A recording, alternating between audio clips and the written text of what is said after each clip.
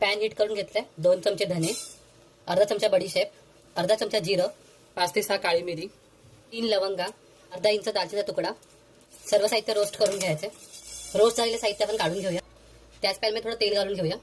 या ठिकाणी मी 15 बेडगी मिरच्या घेतल्या, त्या पण रोस्ट करून घ्यायच्या. मिरच्या पण रोस्ट झाल्यात, काढून घेऊया. रोस्ट केलेल्या मिरच्या आणि जे आपण साहित्य भाजून घेतलं त्याची पावडर करून घेऊया. अशा प्रकारे आपल्याला पावडर बनवून घ्यायची. मिक्सी बाउलमध्ये मी ते 4 लेग घेतलेत, त्याच्यामध्ये आपण हे पावडर मिक्स करायचे.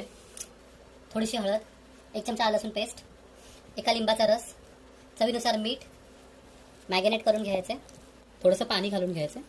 पॅनमध्ये 4 चमचे तेल टाकून घेतले, कढीपत्ता घालून घेतले, 4 ठेचून लसूण घेतले, 2 तिखट हिरव्या मिरच्या, 2 तिखट लाल मिरच्या आणि उभा चिरलेला कांदा. परतून घेतलेल्या कांद्यामध्ये आपण हे मॅरिनेट केलेले लेग पीस घालून घेऊया आणि उरलेला मसाला पण यामध्ये घालून घेऊया. झाकण मारून हे शिजवून घेऊया. चिकन शिजलेलं आहे, कोथिंबीर घालून घेऊया आणि अशा प्रकारे आपलं चिकन